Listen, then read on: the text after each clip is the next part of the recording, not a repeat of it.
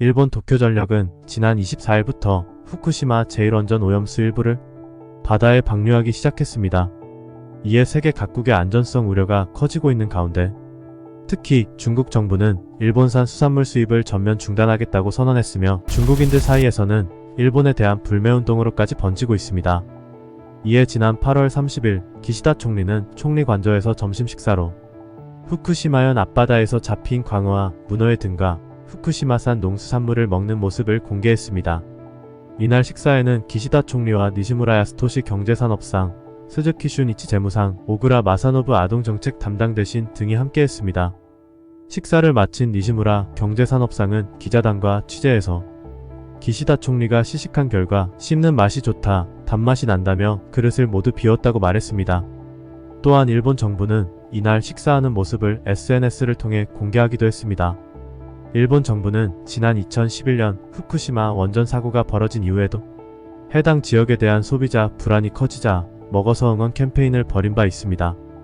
이후에도 일본 정부는 일본산 먹거리 안전성을 강조한 행사를 계속할 방침이라고 전했습니다.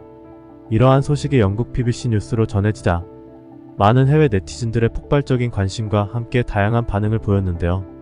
아이디명이 일본계로 추정되는 네티즌들은 예상대로 총리, 좋은 시도였어 처럼 기시다 총리의 이러한 행보를 지지하는 댓글이 많았습니다.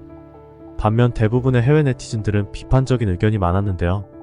그중 가장 많은 유형은 기시다가 먹은 식자재 출처에 대한 의구심이었는데요. 그게 정말로 후쿠시마산인지 어떻게 알 수 있지? 그가 먹은 물고기가 오염수를 방류한 바다에서 잡은 것이라고 증명이 된 건가? 기시다가 실제로 먹은 물고기가 타지역산이라는 말이 있던데? 지구촌 모두를 속이는 위장 수법이구만. 일본의 총리를 믿을 수 있다는 거야? 일본 극우 성향인 자민당 기시다 정권의 정치적 기만일 뿐이야. 일본 정치인들이 말하거나 발표하는 것이 거짓인 경우가 많았어. 등의 반응입니다. 그 다음은 기시다 정부의 이번 먹방이 여론몰이를 위한 단발성 쇼라는 지적인데요. 기시다가 후쿠시마산 생선을 한 번만 먹는 것이 아니라 매일 지속적으로 먹는다면 믿어주지. 한 번만 먹고 끝내려는 건 아니지. 방사능이 누적되는 효과가 나타는지 보려면 최소 1년 동안은 매일 먹어야 하지 않겠어? 기시다가 12개월 후에도 여기에 올 수 있을까? 등의 반응입니다. 그 다음은 방사성 오염수 방류에 따른 인류와 환경 파괴에 대한 지적인데요. 일본은 핵으로 오염된 물을 바다에 버릴 뿐만 아니라 다른 국가들이 그런 생선을 수입하도록 강요하고 있어. 세계인을 속이고 있군. 어차피 방사성 물질은 즉각적인 영향을 미치지 않을 거니까. 기시다 총리가 어떤 증상을 보이는지 유심히 봐야 돼. 혹시 초능력을 갖게 될 수도 있지 않을까? 아마 어두운 데서 빛이 나는 걸 볼 수 있지 않을까? 기다려봐, 조만간 바다에서 고질라가 올라올 거야. 심슨 만화에서는 이미 이걸 예측했어. 블링키 물고기를 통해서 말이야. 이 양반 암에 걸리면 다른 게 원인이라고 할 거임. 삼중수소는 상대적으로 약한 베타 방사선이기 때문에 그 자체로는 너무 약해서 피부에 침투할 수 없지만 많은 양을 섭취하면 암 발병 위험이 높아질 수밖에 없어. 이제 대부분의 물고기는 물속에서 녹색으로 빛나고 우리 식탁에 더 많은 에너지를 가져다 줄 거야. 일단 과학적으로는 안전하다고는 하는데 과거에는 과학적으로 안전하다고 입증된 것들이 현재는 위험하거나 불법인 것들이 많다는 게 문제지. 마침내 이 행성은 생명체에게 더 이상 안전하지 않아. 등의 반응이 있었습니다. 그 다음은 다른 국가와 연관된 비난 댓글인데요. 20년 전 광우병 터졌을 때 영국 장관이 그에 따르게 광우병 버거를 먹였던 일이 생각나는군. 이제부터는 모든 국가가 방사성 폐기물을 바다에 방출할 수 있는 거야? 이제 중국 지도자들이 원자력 발전소 근처 해역에서 잡은 생선을 먹는 모습을 보여주세요. 푸틴에게 체르노빌의 버섯을 맛보게 하자. 다음번 선전 아이템은 일본에서 열리는 정상회담에서 후쿠시마산 요리를 세계 지도자들에게 먹이는 것일 듯. 그 다음은 일본에게 더욱 진정성 있는 검증을 바라는 댓글인데요.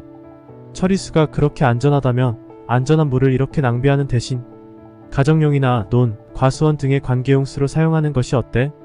기시다가 그곳에서 수영을 하고 물도 좀 마셔줘야 믿을 수 있을 것 같은데. 등의 반응들이 있었는데요. 특이한 점은 오염수 방류 직후부터 가장 크게 반발하고 있고 정부 차원에서도 가장 적극적으로 제재를 가하고 있는 중국의 대응에 대해서 우리나라 사람들은 살다 보니 중국을 응원할 때가 다 있구만. 오염수를 처리수라고 개명해주는 우리보다 훨 낫다. 등의 반응, 어떻게 보면 중국의 대응이 통쾌하다는 반응이 꽤 많았습니다만 이 BBC 뉴스를 본 해외 네티즌들은 오염수 방류로 이슈화된 일본뿐만 아니라 이에 대응하는 중국에 대해서도 함께 싸잡아서 비난하고 나선 것인데요. 일본 오염수는 중국이 바다에 방류하는 일반적인 물보다 안전할 거야. 중국은 일본보다 방사성 처리수를 20배나 더 방류하고 있는데 왜 이슈가 안 되지? 일본과 분쟁 중인 중국이 이 문제를 선전용어로 이용하고 있어. 사실상 해양 오염의 최고 국가는 중국이야. 등의 반응이 있었습니다. 물론 이런 댓글을 남긴 사람 중에는 분명 일본인도 있을 것입니다. 남의 허물을 부각시켜 자신의 허물을 덮고 싶은 것이겠지요. 하지만 중국이 그동안 해오고 있는 무분별한 개발과 환경오염으로 인해 이번 일본의 오염수 방류에 대응하는 중국의 행보를 마냥 응원할 수 없는 것도 솔직한 심정일 것 같습니다. 끝으로 이번 뉴스의 댓글 중에 일본과 중국 양측 모두에게 남길 만한 말이 있어 소개합니다. 정치인의 말을 믿는 사람은 그 결과를 감내할 각오를 해야 한다고.